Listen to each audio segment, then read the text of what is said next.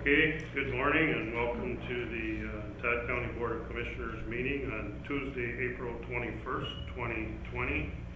And all commissioners are present along with our coordinator, Mike Wizanowski from Emergency Management, Denise Guy, our auditor, and Jolene from the auditor's office. Welcome to the people who are viewing, hopefully live stream viewing us. I believe we will now stand for the Pledge of Allegiance. I pledge allegiance to the flag of the United States of America and to the republic for which it stands, one nation, under God, indivisible, with liberty and justice for all. All right, thank you, and welcome to those that are on the phone. You may have to speak up a little louder so Mike can get you on the recorder. And is there any amendments or corrections to the agenda? I would like to add hiring freeze as 5.5. Okay. 5.5 will be discussion on hiring freeze. Is there anything else?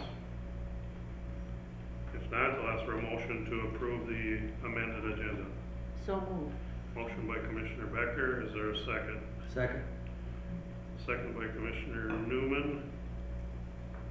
Discussion? If not, all in favor say aye. Aye. Opposed? Carried. Thank you. Consent items. Today we have meeting minute approval for April 7th, 2020. We have part-time road deputy hire and a part-time dispatch hire. Okay, you've heard the consent items. Is there a motion? So moved. Motion by Commissioner Erickson. Is there a second? Second. Second by Commissioner Kneisel. Discussion? If not, all those in favor say aye. Aye. Opposed? Carried. Thank you. Auditor Treasurer. First item I have today is the commissioner warrants. Background was sent for your approval. Recommendation is to approve the commissioner warrants with an ACH and a regular manual payment totaling in the amount of $75,320.65. Okay, you've heard the board action. Is there a motion? So moved. Motion by Commissioner Newman. Is there a second? Second. Second by Commissioner Erickson. Discussion? If not, roll call vote, please. Commissioner Newman? Yes. Commissioner Erickson? Yes. Commissioner Kneisel? Yes. Commissioner Becker? Yes. Commissioner Kircher? Yes. The next item I have then is the Health and Human Service Commissioner warrants. Background was sent for your review. Recommendation is to approve the Health and Human Service Commissioner warrants with an ACH and a regular manual payment totaling in the amount of $76,323.20. Okay, you've heard the board action. Is there a motion? So moved. Motion by Commissioner Kneisel. Is there a second? Second. Second by Commissioner Becker. Discussion? If not, roll call vote, please. Commissioner Kneisel? Yes. Commissioner Becker? Yes. Commissioner Erickson? Yes. Commissioner Newman? Yes. Commissioner Kircher? Yes. The next item I have is the Health and Human Service SSIS warrants. Background was sent for your review. Recommendation is to approve the Health and Human Service SSIS warrants and an ACH and a regular manual payment totaling in the amount of $86,013.18. Okay, you've heard the board action. Is there a motion? So moved. Motion by Commissioner Erickson. Is there a second? Second.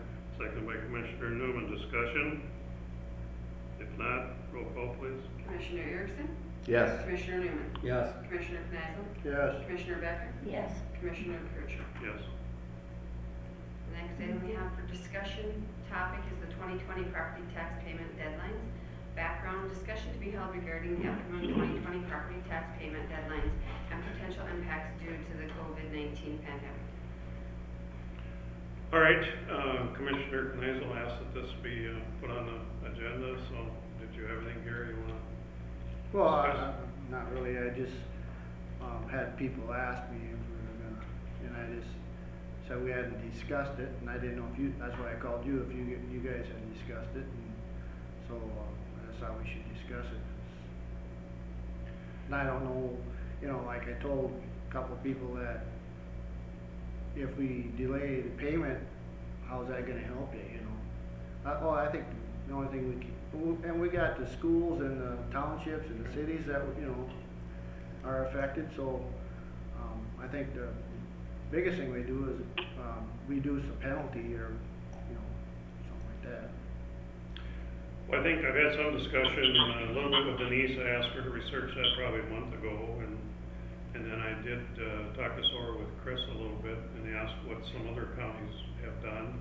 And she has some comments on that, I believe, so if you want to, Chris. Yep, so, just from the research that I've done and discussions that I've had with Denise, it looks like there are approximately 10 counties that I'm aware of that have gone through with the, waiver of the property tax penalty.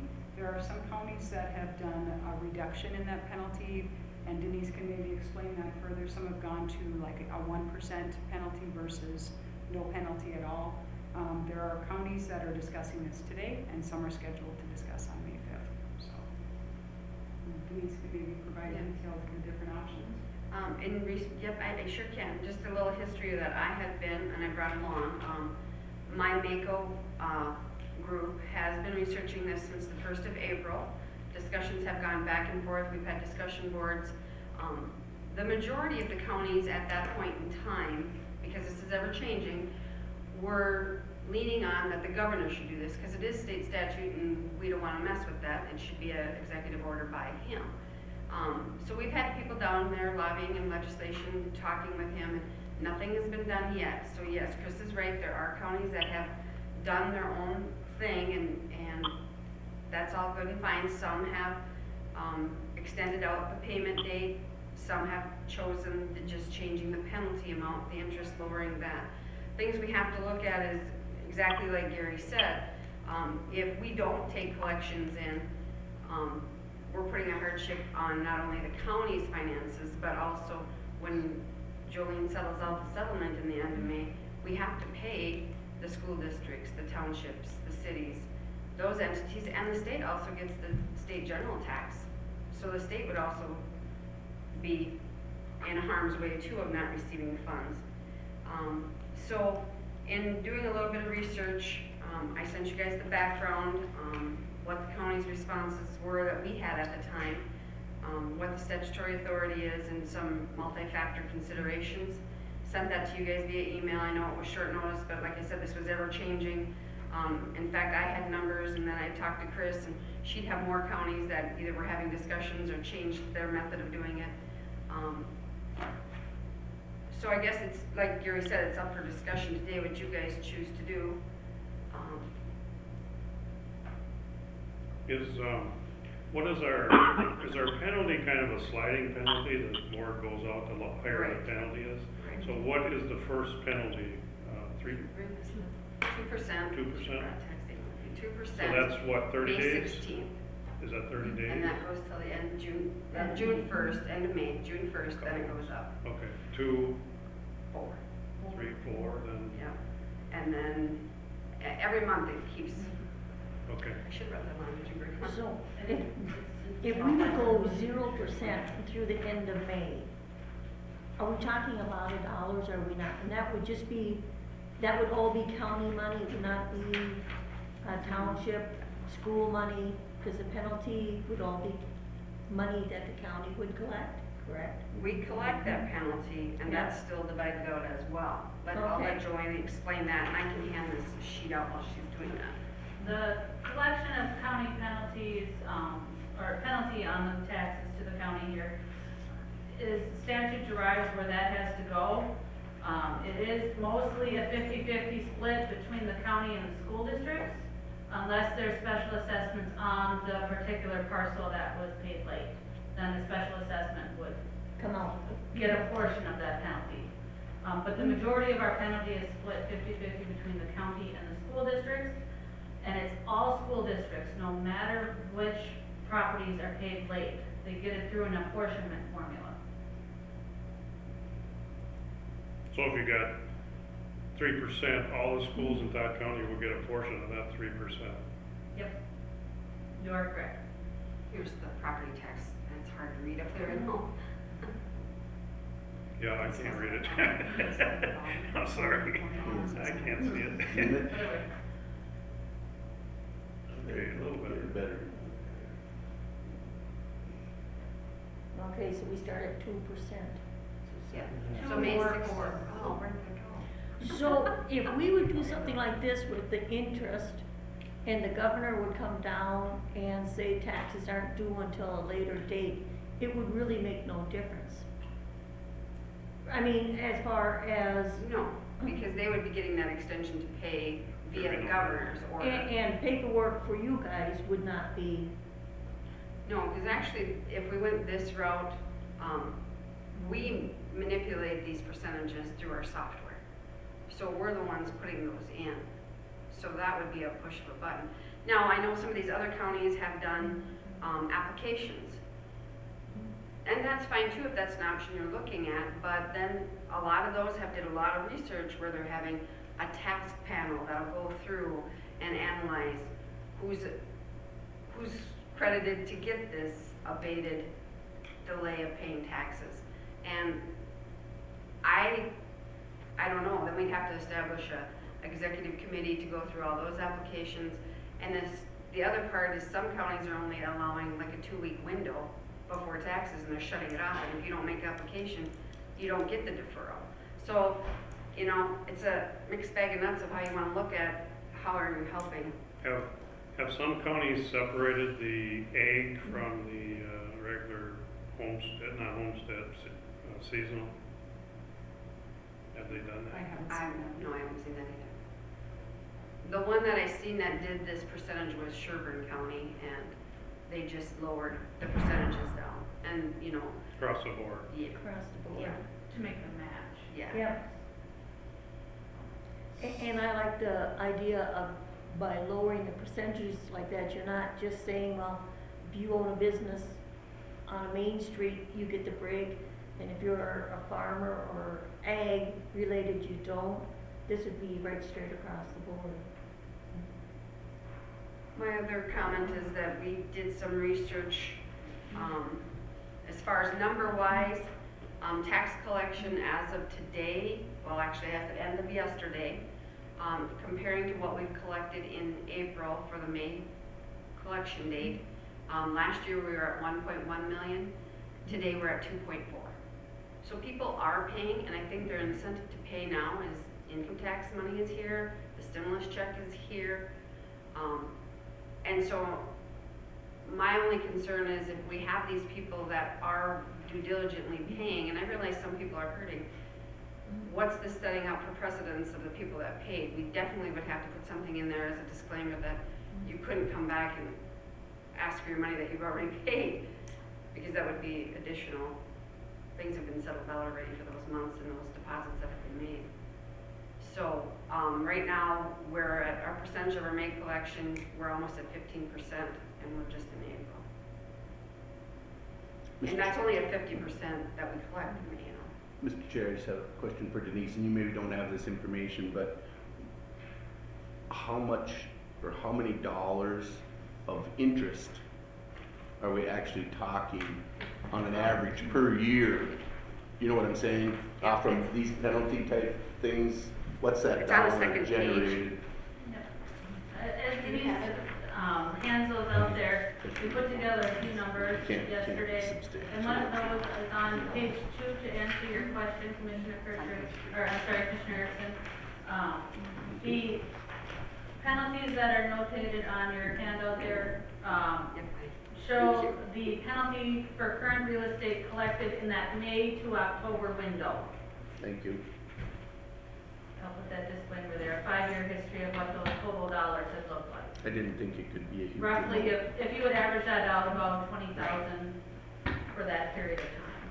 So that isn't going to be a financial impact on the county, so that's a plus for us, but it's also showing the community that you're trying the best that we can with following state statute. I mean, So, Mr. Chair, do we know the percentage that pay their first half, or they pay it all, all the 2020? we No? didn't, So we don't. we didn't study that, that would be, Okay. but we do, in years past, it has been a higher number of paying in full in May than Okay. typically. Commissioner Newman, on the top of the second page there that Denise provided you is the percentage of collections for the year as of the May totaling. So we've been historically at a strong 50% of collections every May. Okay. That one year in 17, when you go down and you see we dipped down to the 49, that was only due to a mailing. The taxes were due like on a Monday, and our mail on Tuesday is always notoriously very, very light. Some Tuesdays we don't even get mail. So we have to close out on the 15th, and so our big punch of mail came Wednesday, Thursday of that week, so it wasn't in that. So typically, if we would have had not that obstruction with the mailing date, we would have been at that 50% too. Okay. They still postmark though for the date. Yep, postmark, yep, they still don't get penalty on it, Yeah. but we have to close out for deposit.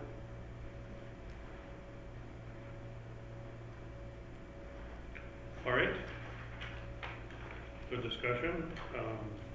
And just another comment, if you guys have any questions, stop in and see us or give us a jingle. Like I said, we're trying to gather this data as much as we can. It's a lot to accumulate and try to put in paper and try to explain at the same time because it's complex. My suggestion would be to wait in a decision on this, if we want to make a decision, is May 5th. The governor has set his stay-at-home order till May 4th, am I correct?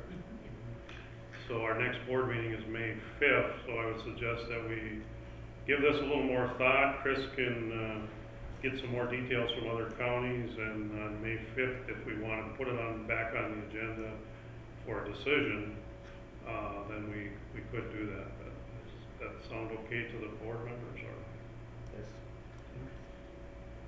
Okay, thank you. We'll move on, and if you guys get any more data, please forward it to us as board members. Okay. Then, hiring freeze?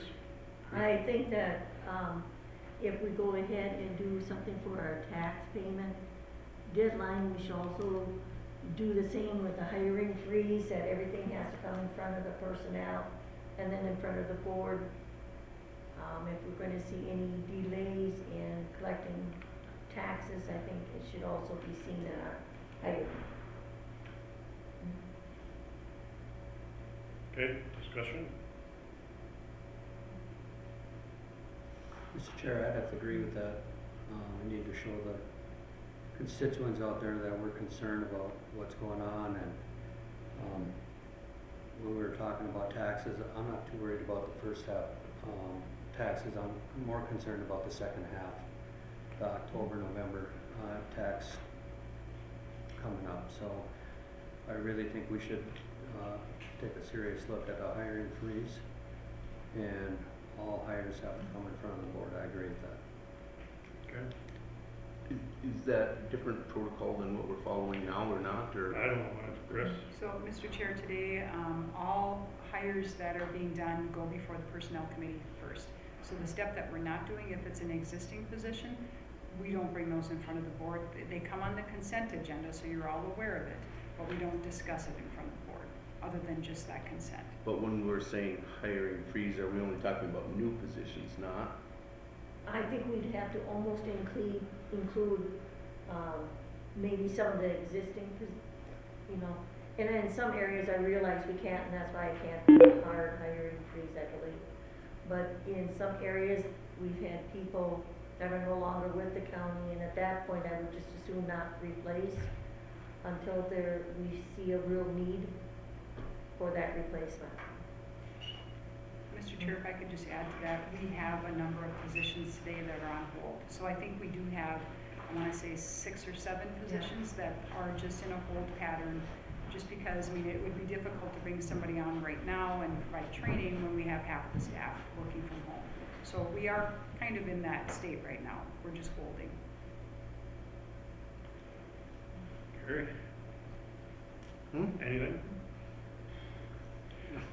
I would like to maybe hold off with this until the 5th of May, until we can discuss it a little more, think about it a little more, and then go through our policies and procedures to make sure that we aren't already doing this. I think one exception to this would be the sheriff's office, That is correct. because by statute he has the authority That's right. to do that. So if we could bring this back again for like May 5th, and be prepared maybe to make a decision. Then the personnel committee can talk about this a little more and see where we're at in the situation. So, does everybody agree to that? Sure. Okay, thank you. All right, Public Works, Lauren, are you on? I'm here. Can everybody hear me? Yeah. Yep, I think so. All right. Good morning. I'm going to jump right into it. Our first item on the agenda this morning is approval of Mndot Grant Agreement 1036604. This is a standard Mndot agreement for receipt of LRIP, which is Local Road Improvement Funds for a County Road 83 project this summer up by the Staples Hospital. This is to receive the $450,000 grant we received for this project. So our options are to approve the attached resolution and agreement or do not approve the attached resolution agreement. And our recommendation at this time is to approve the attached resolution and agreement, thus receiving local road improvement funds for $450,000. All right, you've heard we have a board action in front of us, am I correct? You've heard the request and see the board action. Is there a motion? So moved. Motion by Commissioner Becker, is there a second? Second. Second by Commissioner Kneisel. Discussion. Lauren, that project is starting in mid-May? Yeah, we anticipate that as soon as road restrictions come off here in a couple weeks, that the ground will start getting tore up there. Bloombeck Construction out of Eagle Bend, Minnesota will be doing the grading work, and then right behind that, Anderson Brothers will be start the paving. Okay. Mr. Chair, I was just wondering, Lauren, that's gonna be upgraded to a 10-ton road, correct? That's correct. 10-ton pavement design strength with 8-foot paved shoulders. Good. Okay, thank you. Yep. Okay, any other discussion? If not, all those in favor say aye. Aye. Opposed? Carried, thank you. Thank you. Our next item on the agenda this morning is approval of Mndot Grant Agreement 1035166, a very similar standard agreement. This one, however, is a bonding agreement for the local bridge replacement program, and this is for our bridge replacement on our County Road 74 bridge. This is the bridge just south of the northern shop. So our options at this time are to approve the attached resolution and bonding agreement, or do not approve the attached resolution and bonding agreement. And our recommendation was to approve the attached resolution and bonding agreement to receive $162,887.75 of bridge bond funds for this project. All right, you've heard the request and see the board action. Is there a motion? So So- moved. Motion by Commissioner Becker, second by Commissioner Newman. Discussion. Lauren, are they gonna put culverts under there? Yes, it's just a standard box culvert. It's a double box culvert. I'm not exactly sure the exact size, but it's just basically a standard box culvert. We'll be raising the grade a little bit to increase the speed through that area, the design speed, but otherwise it's pretty much a replacement of box culverts. And when is that project set to go? That is part of our construction contract, all included in there. We anticipate the grading and the replacement of those probably in mid-July. Okay, thank you. Yep. Okay, any other discussion? If not, all those in favor say aye. Aye. Opposed? Carried. All right, our next item on the agenda is basically the same as we just approved with this County Road 74 project, but this is the bridge on our County Road 14, just outside of the city limits of Browerville. So it's approval of grant agreement 1035167. Same process as before, approve the attached resolution and agreement, or do not approve the attached resolution and agreement. And our recommendation is approve the attached resolution and agreement, receiving $107,117.90 of bridge bond funds for the replacement of the bridge on County Road 14. All right, heard the board action and request. Is there a motion? So moved. Motion by Commissioner Kneisel, is there a second? Second. Second by Commissioner Erickson. You've got the detour routes on that one too, Lauren? Yep, that'll be a 100% detour. Before the detour goes up, we obviously inform the Sheriff's Department to ensure that all emergency vehicles are aware of the issue and can get around. Okay. Any more discussion? If not, those in favor say aye. Aye. Opposed? Carried. Our fourth item on the agenda is approval of award of a construction contract for a 2020 HSIF pavement striping projects. There are two projects listed on here under one contract, and this includes our 6-inch wide latex edgeline striping and our 6-inch ground-in wet reflective striping. So our options at this time to approve the attached resolution or do not approve attached resolution, and our recommendation is approve the attached resolution awarding the contract to Traffic Marking Services of Maple Lake, Minnesota for their low bid of $327,483.75. All right, you've heard the request and see the board action. Is there a motion? So moved. Motion by Commissioner Erickson. Is there a second? Second. Second by Commissioner Kneisel. Discussion. If not, all in favor say aye. Aye. Opposed? Carried. All right, our fifth item on the agenda is award of a construction contract for a 2020 dust control project. Same as the previous one, our recommendation, our options are to approve attached resolution or do not approve the attached resolution. And our recommendation is to approve the attached resolution awarding a construction contract to Knife River Corporation for $135,503.87.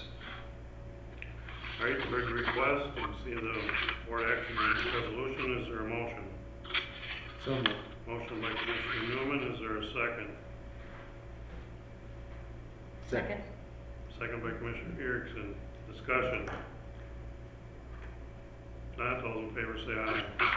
Aye. Opposed? Carried. And our last item on the agenda this morning is a request to award a construction contract for a 2020 pavement marking project. This is kind of our maintenance pavement markings, the yellow lines and some miscellaneous white edge lines. Our options are to approve the attached resolution or do not approve the attached resolution. And our recommendation this time is to approve the attached resolution, awarding a construction contract to Traffic Marking Services of Maple Lake, Minnesota for $42,354.40. Okay, you've heard the request and see the board action and resolution. Is there a motion? So moved. Motion by Commissioner Becker. Is there a second? Second. Second by Commissioner Newman. Discussion. If not, those in favor say aye. Aye. Opposed? Carried. Okay, All right, thank you. thank you, Lauren. Sheriff, are you on? I'm here. Can you all hear me? Yep. Perfect. Okay, what I got is for the acceptance of the Next Generation 911 grant. I'll just give you some background on it. Is to accept grant funds from the state of Minnesota as part of the Next Generation 911 grant to help offset the cost of upgrading the 911 equipment to be Next Generation compliant and allow Todd County to take text to 911 calls. The Central Region applied for the federal grant funds from the state of Minnesota on behalf of all counties in the region. Todd County's eligible grant award was $7,500. The eligible expense portion of the Motorola contract is non-recurring charges pursuant to the amendment agreement presented to the board and signed off, let's say 3/2 of 20. Motorola Solutions has already reduced the non-recurring charges by $1,200, leaving a balance of non-recurring charges of $6,300. Therefore, the eligible reimbursement amount will be $6,300. This is a non-matching grant. Todd County will receive 100% of the eligible amount. I can expand on that just a little bit. That $1,200 is basically the $100 a month we're paying to Mille Lacs County to currently take the 911, text the 911 calls for us, and all these other counties. And Motorola, since this has been a lot slower rollout than they anticipated, is eating those charges. So that's why we're going from $7,500 to $6,300. Okay. And of course, recommendation to Todd County Board of Commissioners to approve the following motion. And it is budgeted. You've heard the request. Is there a motion? So moved. Motion by Commissioner Kneisel. Is there a second? Second. Second by Commissioner Becker. Discussion. Steve, I was wondering, by the time they get done with this, what generation will that be? Yeah, we were scheduled for this summer. Now with all this COVID, I'm sure it's been pushed back even further. We really haven't heard of a new date now for all this equipment to come, but Been hearing this for a couple of years, so. exactly. That's why they're eating us $1,200, because we keep on paying Mille Lacs $100 a month to take our 911 or text the 911 calls. So hopefully, fingers crossed, hopefully the 4th, things will start to reopen and we can get some of this stuff taken care of. Mr. Chair. Yes, Gary. Steve, how many calls do they get, texts do they get for Todd County? It's not a lot, but my guess is once people get more used to this and know about it, we'll start to receive more, because the younger generation is more apt to text than to call people. So we anticipate that will increase with knowledge of the program that's coming in. I would think our landlines are going down too, as far as the numbers. Correct.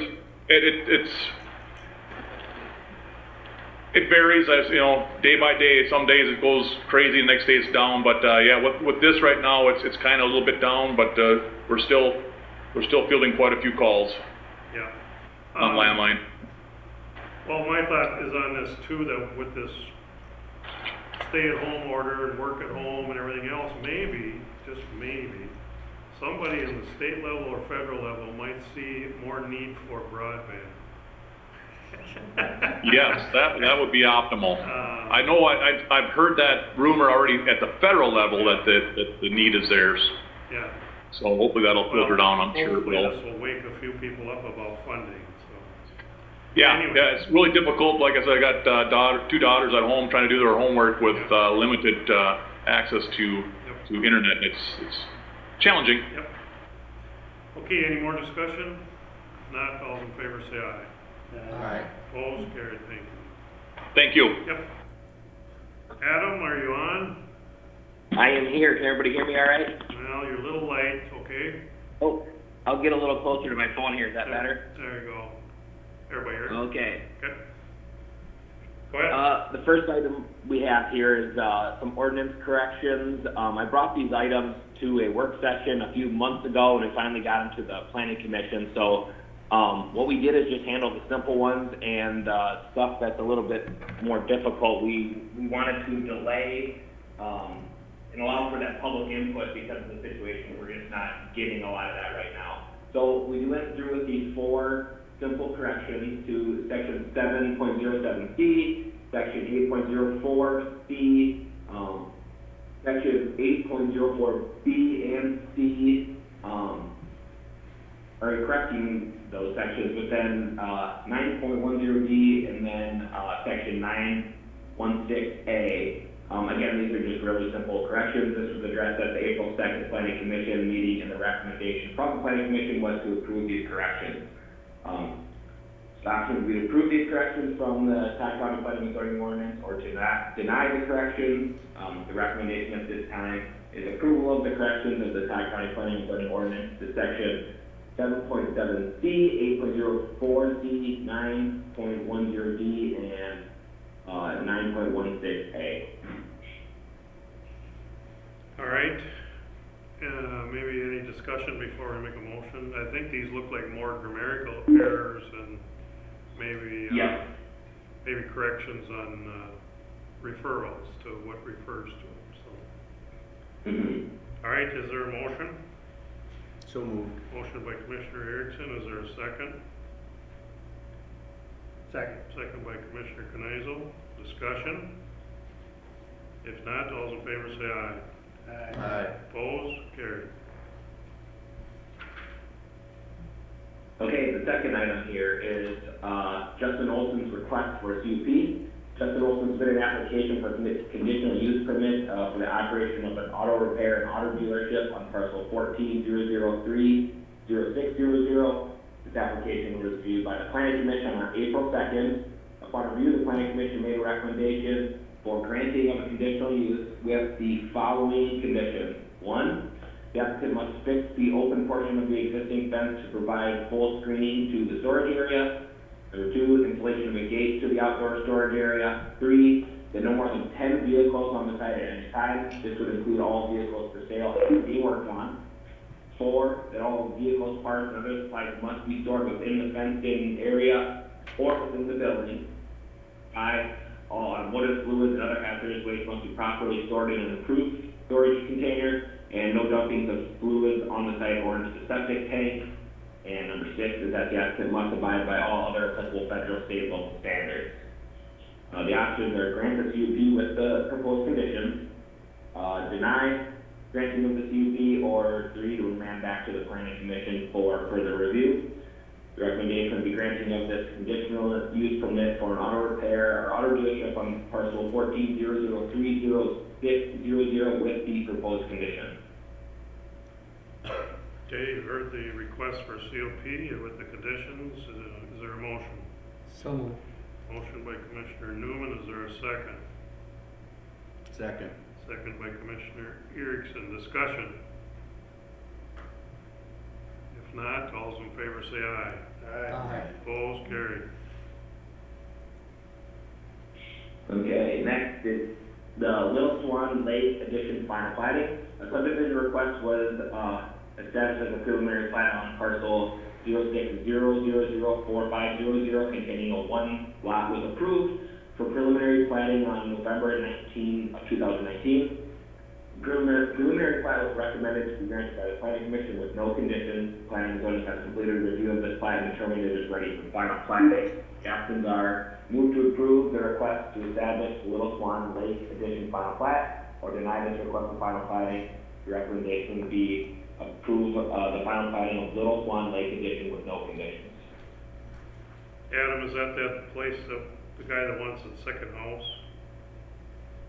Yeah, it's right on, I think, on the south side of Little Swan Lake. It was an existing house, he built a new one. Yep, okay. You can only have one house per parcel, so he wanted to split this off, and because of the number of splits in that area, it was required to be platted.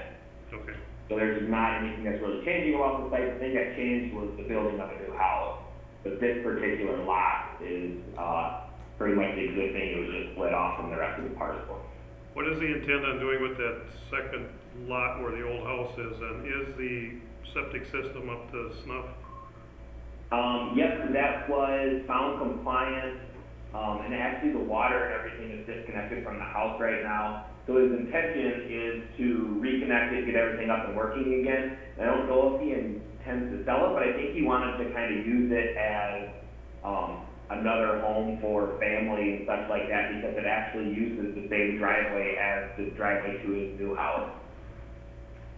Okay, because I have questions from the original landowners there, and they didn't want to know what he was doing. Yes. So. Yeah, I can't say for absolute certain, but that I believe was his intention, was to just use it. I don't think he's gonna sell it or anything like that right now. I thought he wanted to use it as kind of like a guest home or something like that, but it is a totally separate parcel. Okay, thank you. All right, is there a motion? So moved. Motion by Commissioner Erickson, is there a second? Second. Second by Commissioner Kneisel, discussion? If not, all in favor say aye. Aye. Opposed, carried. Okay, and my last is the Clean Water Partnership Septic Loan General Obligation Note. Planning and zoning, along with Auditor Treasurer's Office, has worked with Kennedy Grading Chartered to develop a general obligation note and resolution as required for the loan funding through the Clean Water Partnership. The resolution has been provided for your review. Repayment of the loans are secured through a special assessment on the applicant's property taxes.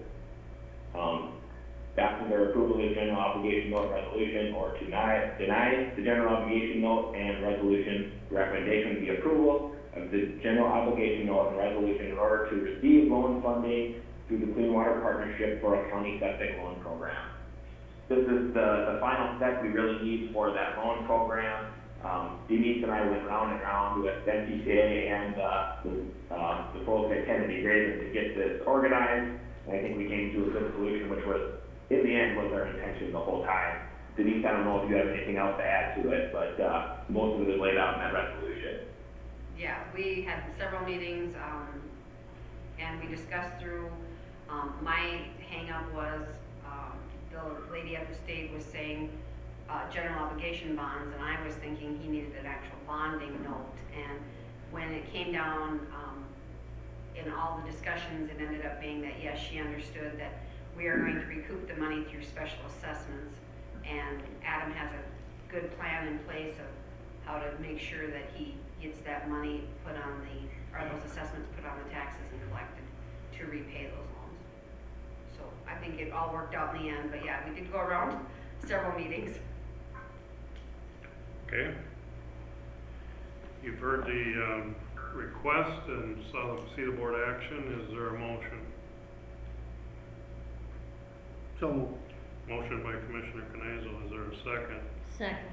Second by Commissioner Becker. Discussion? If not, all those in favor say aye. Aye. Opposed? Carried. Thank you, Adam. Thank you, everyone. All right, solid waste. Jeremy, are you on? This is Chris on the phone. Hey there, Chris? Okay. Yeah. Yep, Oh, you're both on. yep. We're both here. Good. Go ahead. One of you. Thanks, commissioners, for your time. What we have here is each year, Todd County gets paid approximately $70,000 from the MPCA for its recycling operations. For the first time, the MPCA is requiring an agreement contingent, so you don't get paid until you have the agreement. And this is being required not because of the MPCA, but because of the Office of MMB. I can't remember what those letters stand for, but you know, it's the business side of the state is saying the MPCA shouldn't give money out without a written agreement. We've reviewed the agreement on a state level with our state organization, the Solid Waste Administrators Association, and gone through a couple revisions.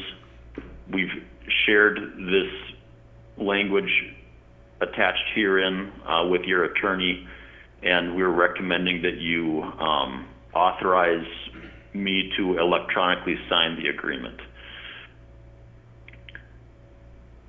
Okay.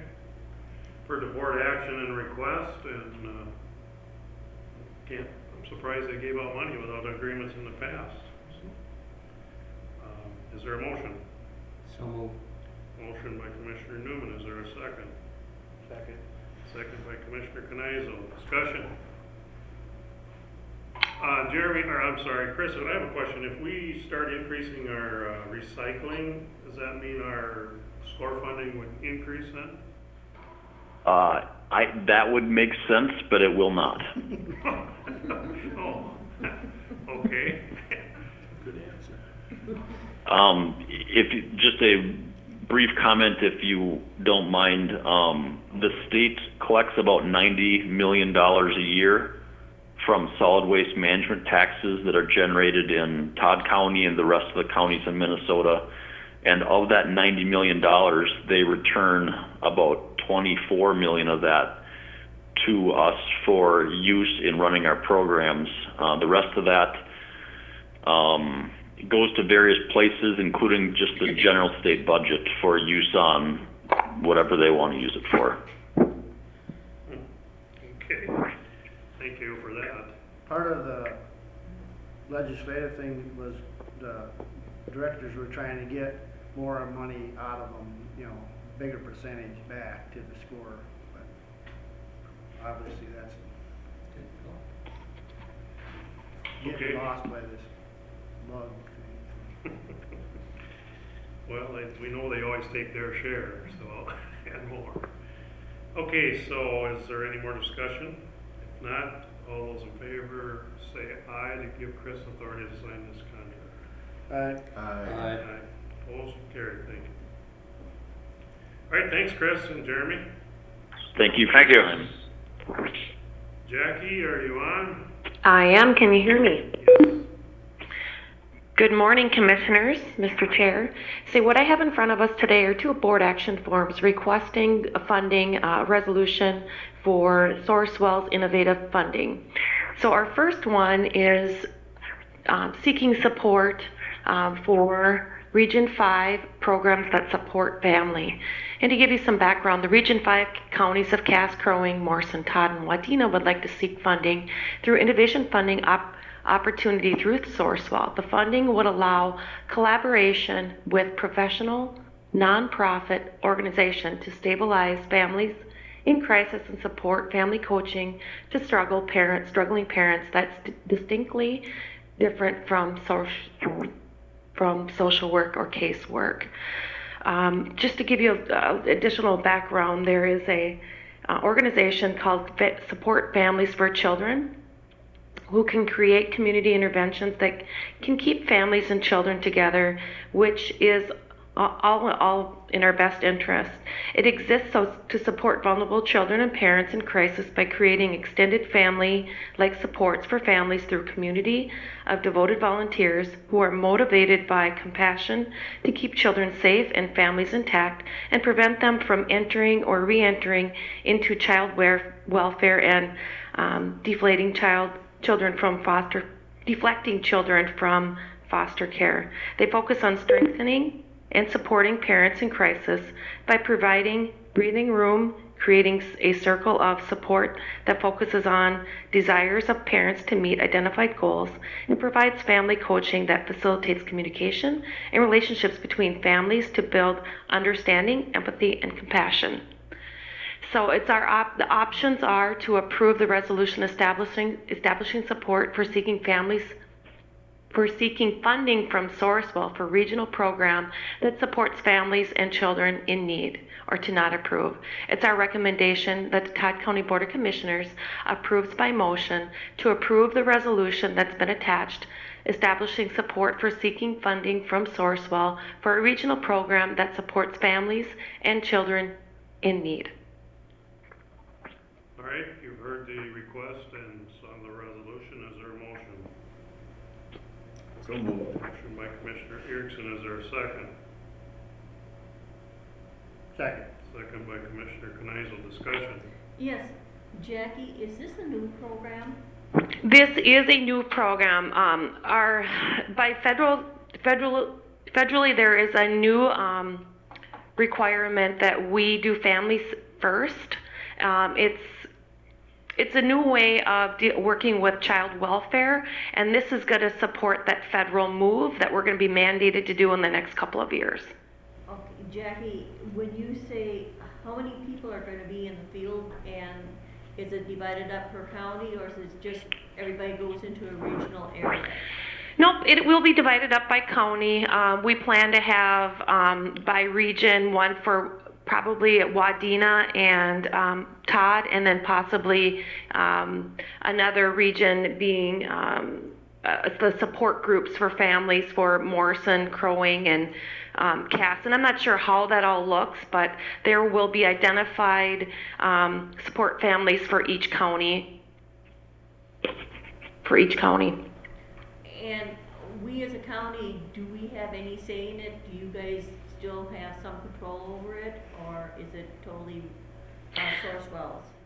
No, at this point, we'll be, Service will be funding it, and we'll be setting up the support groups or Families First resources through the directors and through the region, not through Sourcewell. Okay, thank you. Yep. Any more discussion? If not, all in favor say aye. Aye. Opposed? Carried. Thank you.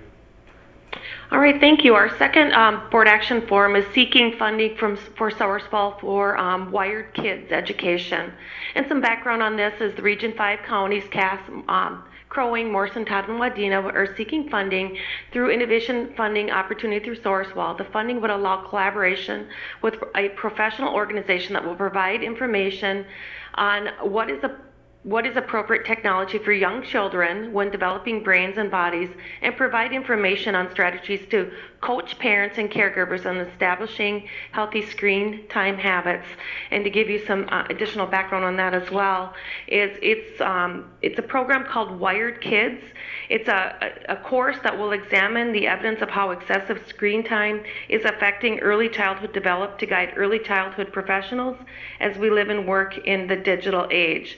This training will outline the factors necessary for health development as we contrast the virtual playground with traditional playground and identify effective methods for sharing information with parents regarding establishing healthy screen time habits at home. Options are to approve the resolution establishing support for seeking funding from Sourcewell for a regional program that supports establishing healthy screen time habits for young children, or to not approve. If the recommendation is that the Todd County Board of Commissioners approves by the following motion to approve a resolution establishing support for seeking funding from Sourcewell's innovation funding that supports establishing healthy screen time habits for young children. And the resolution was attached as well. Mr. Chair, Jackie, how is this going with this homeschooling right now? How is it going to complement that? Yes. Is what you're asking? Okay. What we're going to be looking at is, and I don't have the age limits on what children this will be affecting, but I am guessing it's going to be preschool years that we're going to be working with kids on really what screen time and how much screen time is needed for families and how that can developmentally enhance or possibly enhance their school learning, but also keep them from too much screen time as they develop. Mr. Chair, if I could. Jackie, is this also the same as the last program we talked about, that you as directors will still be in charge of it? Yes. Sourcewell doing the funding? Yep, correct. Okay, is there a motion? So moved. Motion by Commissioner Becker, is there a second? Second. Second by Commissioner Erickson. Discussion? Yes, Mr. Chair. Question, Jackie. So if this funding goes away, this will not be a burden to the taxpayers, will it? Correct, neither would. Okay, they'll just go away. Yep, Okay. All right, any more discussion? If not, all in favor say aye. Aye. Opposed? Carried. Thank you. Okay, Jackie, thanks. Thank you. Administration, was that Sarah? Or, It is. This is Sarah. okay, Good morning, Board. Good morning, Commissioners. The agenda item I have today is the 2020 Pay Equity Compliance Report. The background being the Local Government Pay Equity Act requires political subdivisions to be in compliance with the Local Government Pay Equity Act. The Administration Department has completed the required pay analysis and submitted to the state of Minnesota for preliminary review. Todd County is in compliance. The final step for obtaining official compliance from the state of Minnesota is to obtain county board approval of this report. Your options being to, number one, approve the 2020 Pay Equity Compliance Report, or number two, do not approve, with the recommendation to be, number one, approve the 2020 Pay Equity Compliance Report. okay, you've heard the board action and request. Is there a motion? So moved. Motion by Commissioner Erickson, is there a second? Second. Second by Commissioner Kneisel. Discussion? If not, all in favor say aye. Aye. Opposed? Carried. Thank you, Sarah. Thank you. Facilities, Mitch? Good morning, everyone. I have the title is the addition of glass to the historic courthouse counters. The background is the counters on the main floor of the historic courthouse and lower level of the historic courthouse are in need of glass enclosures around the front counters. A bid was submitted of $11,250 by Alec Glass and Glazing, to enclose the areas. The options are to approve the budget request to purchase and install glass enclosures around the main counter of the historic courthouse, along with the lower level, in the amount of $11,250 from Alec Glass and Glazing, or to not approve. The recommendation is to approve the budgeted request to install the glass enclosures to the main floor of the historic courthouse, along with the lower level of the historic courthouse, in the amount of $11,250. It is budgeted We did find that, in the historic building fund, there's an amount of $5,904.74, with the remainder to be paid out of an additional fund. The additional, Yep, 111 capital 6602. improvement funds. Yep. It is actually a different, it isn't coming out of the capital improvement. Basically what I did was I had an account where I opted to, at the times that we're at, instead of replacing a piece of equipment that I was gonna replace, we're just going to fix it and improve some parts, and that will save me the amount of money that, we can get this done and not affect, Alright. the capital improvement funds, so. Okay, you've heard or seen the board action and heard the request. Is there a motion? So moved. Motion by Commissioner Newman, is there a second? Second. Second by Commissioner Becker, discussion. Do you know how soon they'll start? So this company, was the only company that I could find that would possibly fit within our timeline. It could be, as early as a week and a half. They could, be starting basically as soon as, whatever goes on here, happens, I will give them a call and we'll start the process. Hoping between the, 1 to 2.5 week window is what we're hoping for. But due to the timeline, we're gonna push pretty heavy on it, so. I guess I would assume they're very busy. So. They are. This was the only company that could make it within the timeline that I requested. All right, is there, all those in favor say aye. Aye. Opposed? Carried, thank you. Okay, next one.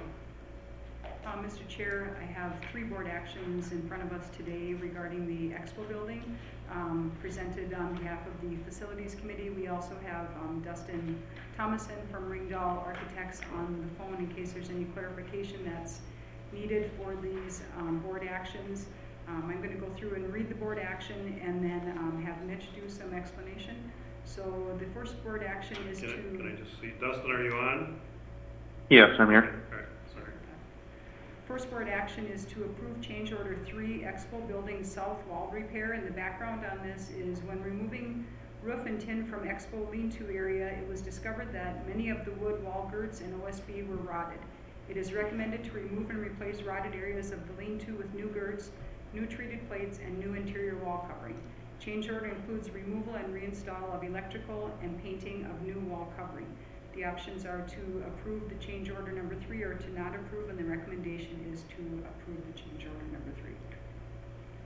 Sorry, I want to see the cost. Can you move up a little bit? The financial implications are $31,472. This would come out of the capital improvement fund. I did mark this as budgeted because there is a budget established. So if I could add to this,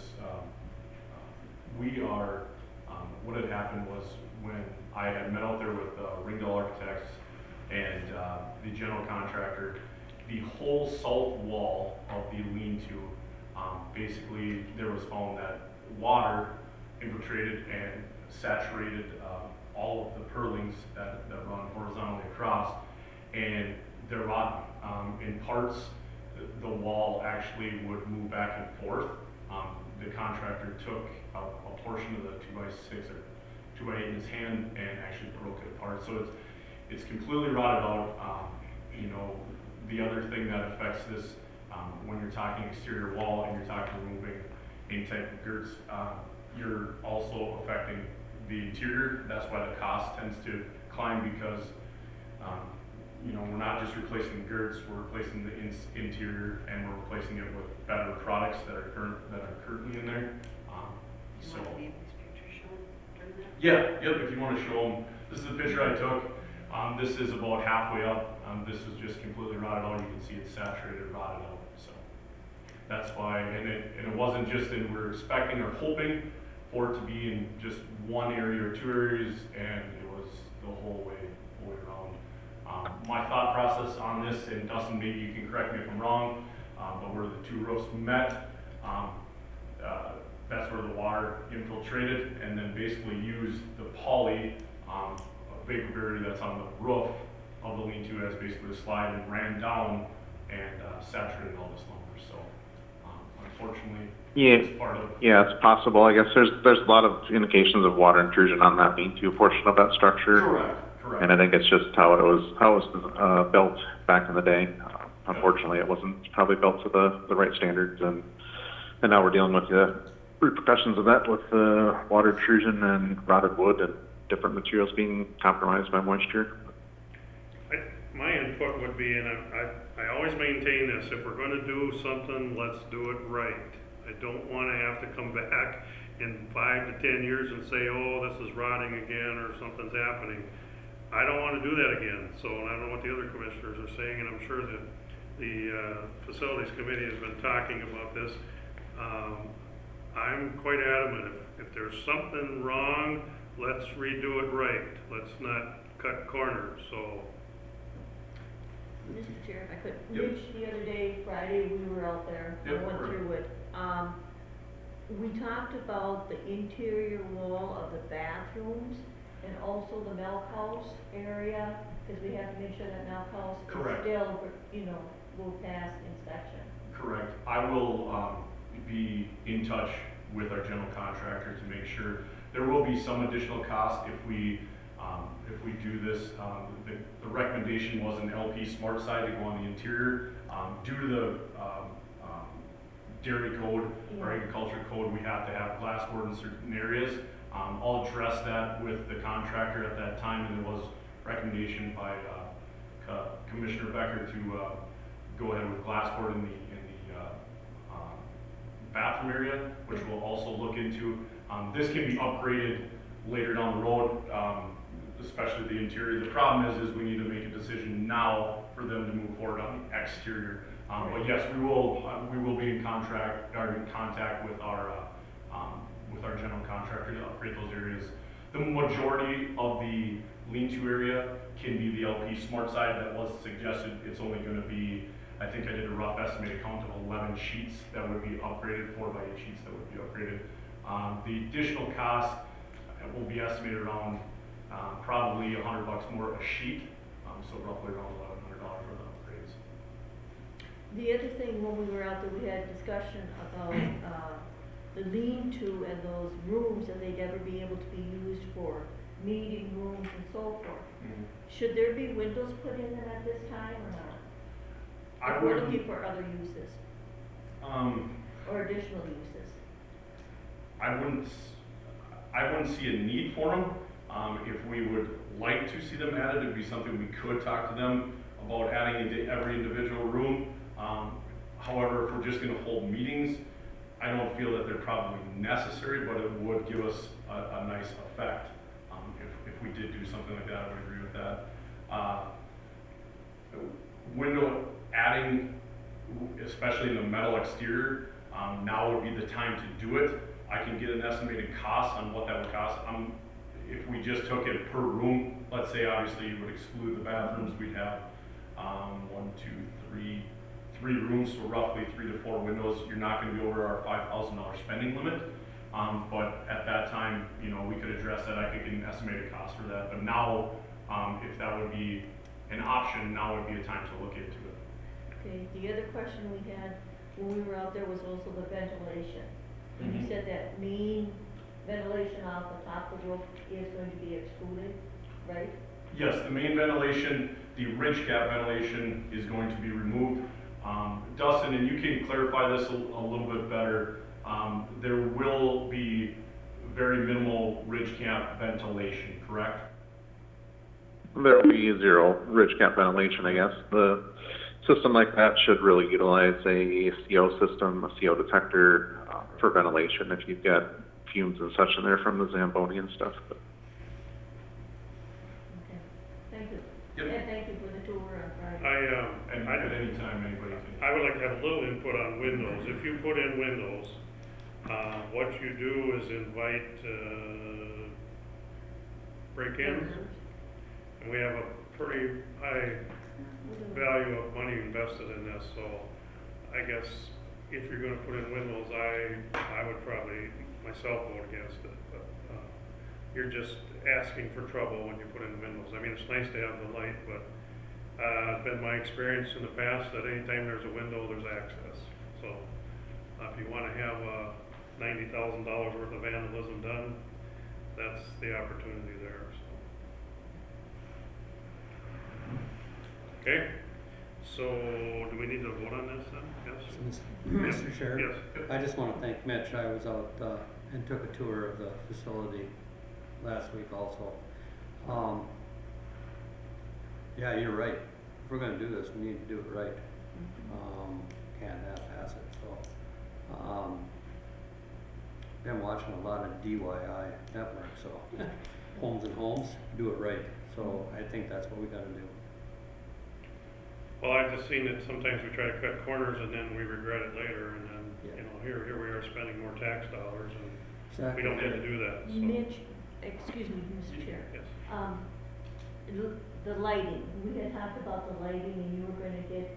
Yeah, we are requesting, from Arc Electric an additional bid for the lighting. We're just looking into options right now, and we wanna make sure we explore every option.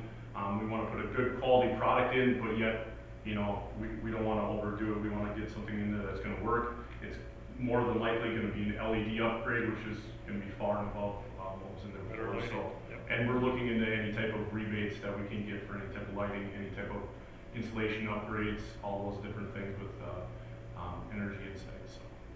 And if I can say, it looks very nice in there. Well, LED would improve the lighting, plus be cheaper to run. Correct. Yeah, cost savings and. Yep. All right, did I have a motion and second on this? No. Could I have a motion then, please? So moved. Motion by Commissioner Erickson, is there a second? Second. Second by Commissioner Becker, discussion? If not, all those in favor say aye. Aye. Opposed? Carried.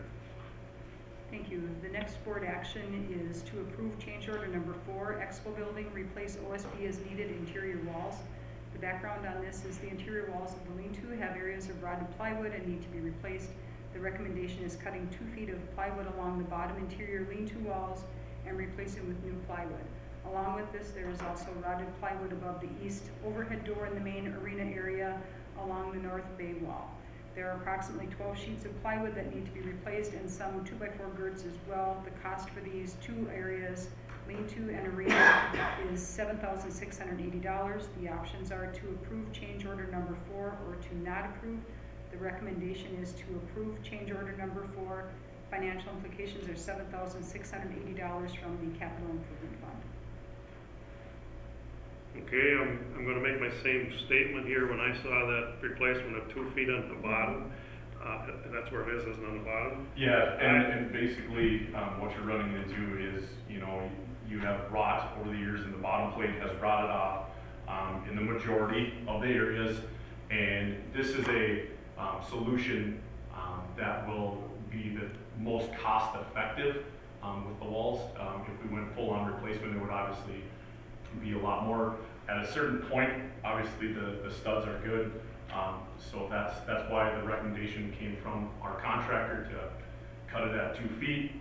We splice in the areas that are bad, we can repaint, we can do, and everything will be looking nice and clean up in the interior. Okay, that was a nice speech, Mitch. I still have my doubts about, I've been involved in a lot of remodeling myself, and when you take a skill saw and cut across 2 feet and replace 2 feet. Yeah, we're just looking for options on this and trying to be frugal with what we're doing. You know, it's a tough call because, you know, at any remodel project, it's where do you start and where do you stop? And this was just something that was an option that we had to look into. You know, it isn't 100% necessary to clean up the envelope of the building, but yet at the same time, there is extensive rot in a lot of these areas. So the plan was to cut off 2 feet of this plywood or OSB. Yep. And then replace it with OSB or plywood, which one? With the bid was for an OSB product or plywood. It was like was it AC ply or is it AC plywood? If I remember right from the bid. He's got OSB in there, 30 sheets of OSB. And then if there's rotten studs there, what are you gonna? And you said the plate is rotten? It's the piece that hits right on the ground. Yeah, the Yeah, bottom plate, yeah. yeah. So what, you're gonna replace that, and then are you gonna put semi-studs next to the other studs? You're asking. I would assume this is Dustin, I would assume that's how they would do that. They've got 25 16-foot 2x4 treated studs or plates, and then 16 2x4 16 standard construction grade lumber, and then 30 sheets of OSB, and then some trim board to go across the bottom is kind of the scope of the work as far as materials are concerned. All right. We can definitely look into other options if the board would like, full replacement of something like this. Obviously that would get, our cost would be quite extensive, but yet at the same time it is something that we can do.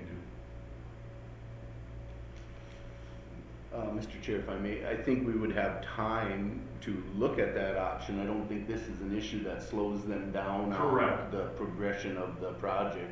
One thing that I wanted to make sure that we did was give us the option, even if we did nothing on the interior of the lean-to portion, this gives us a number that we can fall back on going into the future, saying, okay, what is this number gonna look like if we do something? And this was the least, like I said before, the least amount of invasive for replacement, and it would fix what's currently the problem. Dustin, did you say green 2x6 studs or 2x4s? Did you say that? They had the plates are treated, and then the studs are just construction grade. Okay, yep. I will add from a code standpoint, I don't foresee this as being a life safety issue. I don't think the walls are gonna fall over. So it's really a decision of integrity as far as the finished product you guys want to see. And I would agree with what you guys are saying, that it doesn't necessarily need to be done today or agreed on today. Just maybe noted and further discussion with the contractor. I know we've got a meeting out there this Friday. Maybe some further discussions, some brainstorming on thoughts, ideas on how we could address this, maybe in a different direction too. Yeah, I would like that. I just, when I read that, I thought, boy, I don't know. I've been down that path. I don't like that patching. So, Theoretically, it seems pretty easy, right? yeah. Mr. Chair, I would just comment in regards to it. It wouldn't be my first choice either, but I've been out there a lot also touring the facility, and definitely have an extreme amount of confidence in the contractor that he wouldn't do something that wouldn't look good either. Because I think they take a lot of pride in what the outcome looks like, and so I don't think they would recommend something that would be tacky either. And that's in the, is that in the locker room? Where is It's it? a lean-to area. Lean-to area, the whole lean-to area. Yeah, I think we should table this until the next, I'd like to have more discussion, and I have not been out there. I don't know if you have, Gary. I think this week I would like to go out there and just look myself. Okay. Sometimes. Absolutely. I don't know who I'd ask to take me out there. I can Okay. show you around and. Okay. Yeah. Is that okay with the board? It's fine. Okay. We'll bring that up at the next meeting maybe then, okay? Barb, did you have something? No, I was gonna say, if you needed someone to table it, or you could I table think it we'll yourself. just leave it as it is. Okay, the vapor barrier then. So the final board action that we have today is the Expo building provide vapor barrier. The background on this is it was assumed that there was a vapor barrier present at the existing exterior envelope of the Expo building and that a new one would not be needed. After the contractor started the demo process, it was determined that there was not adequate vapor barrier present at the exterior envelope of the arena. Options considered are spray foam, vapor barrier paint, standard paint, and do nothing different than what the documents show. If option 1 is chosen below, option 3 can be added to apply standard paint. So the options are to apply spray foam insulation at a cost of $12,125. Contractor and architect recommended, that's change order number 7. Option number 2 is to apply vapor barrier paint at a cost of $4,064, change order 5. Option 3, apply standard paint at a cost of $1,680, change order 1. or option 4, do nothing, and the recommendation is to apply the spray foam insulation at a cost of $12,125. Okay. Spray foam? Yes. I was gonna say, I would highly recommend spray foam, so. You will not be sorry you did that. Yep. Correct, and we are seeing, that number of the 12,125. The original bid was 23,000, and with the deduction of roughly 12,000, because now the contractor does not have to insulate, they have a spray foam company come in, so we see that savings cost in there, and it is ideal time for us to do this project. You won't regret that. And then along with that, then we could go with, option 3, right? Correct. Just Yep. the Yep. standard paint at 1680. Yes.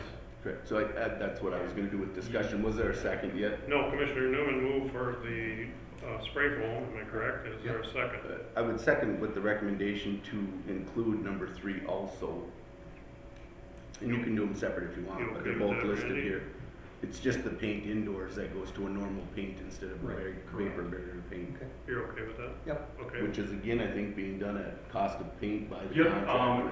It just saves basically, in our paint. savings in that was because, when they paint the beams, they would have to tape everything off, and there would be, they would have to tape the sidewalls off for no overspray. By just painting the beams and letting the paint overspray and using that same paint on the sidewalls, they save the time of doing that, so that's why the cost is only the addition of the product. So there's no cost increase for labor. And the benefits of that spray foam in regards to resistance to future moisture issues will be Yes. huge. Yes. Yes. Absolutely. This will give us a true vapor barrier on the exterior envelope of the building. I will also add, Dustin, for Go Architecture, I will also add that the spray foam, I guess, down the road, 5 years, 10 years from now, if you guys ever decide to turn that into a facility where you're having banquets and things like that, summertime, air conditioning, it's going to lend itself very well to adaptation down the road as well. Agreed. With the spray foam option, vapor barrier, allow you to put air conditioning in there, keep it tempered. So there's lots of opportunities there by doing that system. Mr. Chair, if I could also, on Friday, Mitch pointed out with the additional, insulation in the ceiling also, it would Correct. just kind of Yeah, correlated it together. yes, we're gonna, the amount of heat and, or the amount of air temperature controlled with inside the building, because what we're doing on the roof with adding the insulation and adding more additional insulation that was currently there and adding the spray foam, it would definitely, improve the insulation value, altogether in the building. Yeah, it's a very, would be very wise. That is the best thing to do. Yep. Absolutely. I think too, Mitch, maybe you could add to that at this particular point too, and I think we're through a lot of our change orders already. We are, yeah. We are still under even a 10%. Yes, so, Change I order ran type thing, which some is- numbers a little bit, and I think Chris has talked, or sent you guys out a little bit of something. Roughly, most remodel projects, and this is a most, run about 10 to 20% overages on construction. Any type of, remodeling, new construction, all of that tends to run in that area from the original bid. If we ran 20% over, we'd be roughly at $142,000 over original bid.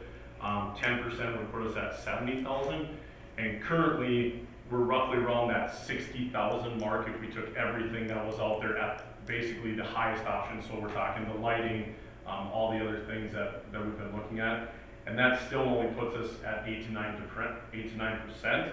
So we're doing a good job by trying to save where we can and trying to I don't want to say upgrade, but improve the facility, for better use. So yeah, we're watching what's going on. I don't expect, knock on wood, a lot more unforeseen things. I mean, they've opened the envelope of the building, which is the majority of the project and the majority of the rod of the things that we're going to see. So I anticipate to stay, somewhat on budget from here on out. It's just again, you can't predict every little thing that's going to change and every little thing that's going to happen on it, especially a remodel project. So, is that pretty similar to what you're thinking, Dustin? Yeah, we would assume, 15 to 20% for contingency for remodeling projects. Ideally, you don't use any of it, but we want to just make sure that we would assume that. And like Mitch said, I think with the amount of demo work and exploration work the contractors have done, it's very likely that there won't be any other major things seen. However, it still is a remodeling project, so just keep that in mind, I guess, moving forward. That if they come across something, we just need to address it and make the right educated decision on what you guys are doing moving forward. So. Well, I don't think the things you've discovered already are any surprises to us. I think at least to me, I would have thought you'd run into them.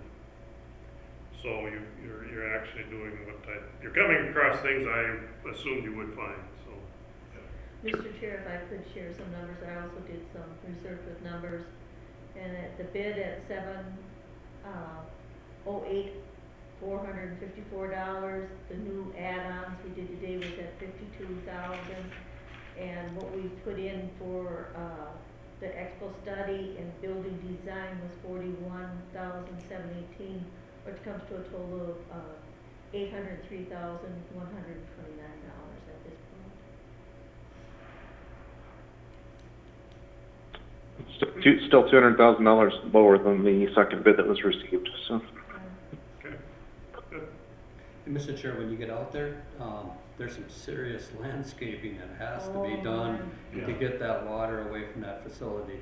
Yeah. So that'll be. The excavator has their hands full. It's a tough issue. The water has to run quite a ways. It's in a different position. It's in a bad area. The other thing, Commissioner Newman, you asked a question about the dormers. People were asking about the dormers. Yes. And so maybe it would be a good time for you. The dormers we're talking on the south side of the lean-to portion. Yeah. So these dormers are there for a number of reasons. Typically, we're looking for any type of diversion of water or snow away from products that may be hit, may be affected when the snowfall comes off of the south side, and we're protecting those items by adding the dormers and such. We also are gaining head height on the exiting door of the overhead door on the south side by adding the dormer. Currently, in the situation, it was a code issue. There wasn't enough head height. If somebody was driving equipment out of there, to safely drive that equipment out of there and get back in. So by adding the dormer, the furthest dormer towards the east, this gives us a vaulted area, which gives us the required height. Okay. I didn't vote on this yet, did I? No. All those in favor say aye. Aye. Opposed? Carried. Thank you. Thank you, Mitch. Thank you, is it Dustin? Thank you. Yes. Yep. I'll process change orders for the approved items from today's meeting and get those to the contractor and to you guys for signatures. Okay. And I will inform the contractor that we are proceeding with the spray foam and painting option so they can plan accordingly and get that scheduled. Okay. Good. Thank you. Thanks, guys. Thanks, Mitch. Mr. Chair. Thanks, All right. Thank you. Yep. Quick for Mitch, have they started on the beams or not? I was in there this morning at 5:30. They're setting up. We did have, just to inform the board, we did have an issue with the paint. The first time they did it and applied the paint, it looked okay at first, but then it started peeling. I informed our general contractor who met with the architect and with the painter and told them that it was not done to satisfactory. They're redoing all the beams currently, and we're going through that process. It's just an unfortunate thing that happens. Sometimes, especially subcontractors, you think you have a product that works or have something that works, and it turns out it just doesn't. So they're starting over. We are pretty much on schedule. Arnson Construction is doing a phenomenal job of keeping us informed, along with the architect, about what's going on out there and the process. We're a week behind. It schedule, if you will, if they paint, but, still, we're looking, you're really gonna see a change out there in the next, probably, I'll say, 2 weeks, 2 to 3 weeks is where the roof will start to be on and the painting will be done. And the subcontractors, a lot of them have, I know the electrician has the main portion roughed in for the electrical. So it'll just be starting the process to where, you know, the constituents and the public can see, you know, actual physical changes. So right now it's just there, you know, when you tear everything apart and when you remove purlings on the roof, you know, you gotta start with them, and then they've been doing a very nice job of, once they get like the new metal purlings on the lean-to portion, they have been covering them back up with the old tin, just to ensure that we're not getting water infiltration in the building to, you know, rot it out any worse than what it already is. So they've been doing a very good job of that and keeping the site clean and safe. But yeah, it's going very well. It's just, it's part of building and part of, you know, these things, these hiccups come up, so. Good, all right, thank you. Thank you. Yep, thank you guys. Okay, I don't think there's any other business. We don't, I said before we weren't gonna do standing reports because most of us are doing our meetings by phone or Zoom, and some of them are being canceled, period. Denise, do you have anything? I did want to just touch back on our discussion about that property tax when Gary mentioned he had a few quick calls. I just wanted to mention that our office, I did poll all of my staff to find out, and we've only had 3 phone calls for the entire county asking about the delay in taxes, and we only had 1 email. So I just wanted to make that a record. And I did have 1 phone call, and that's the reason I called Denise back a month ago, was a gentleman asked me about that, and he also asked about waiving food license fees and liquor license fees. He informed me that Stearns County was going to address that, but I don't think he was quite accurate because I've never heard back from him. I asked him to call me back, because he owns bars in Stearns County too, and I've never heard back from him, so I'm assuming Stearns County did not address those issues. And I did reach out to Stearns too. If I could, the liquor license and food license are due in December.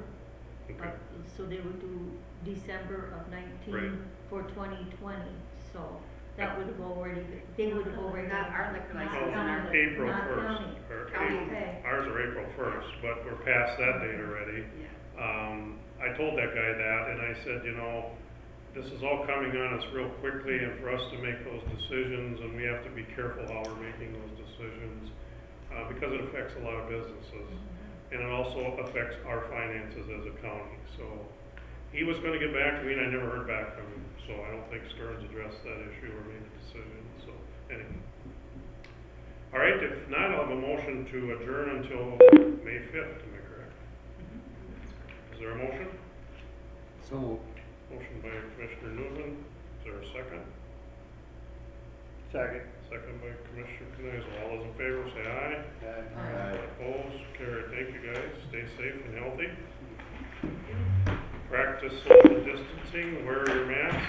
I did have this, just before everybody leaves,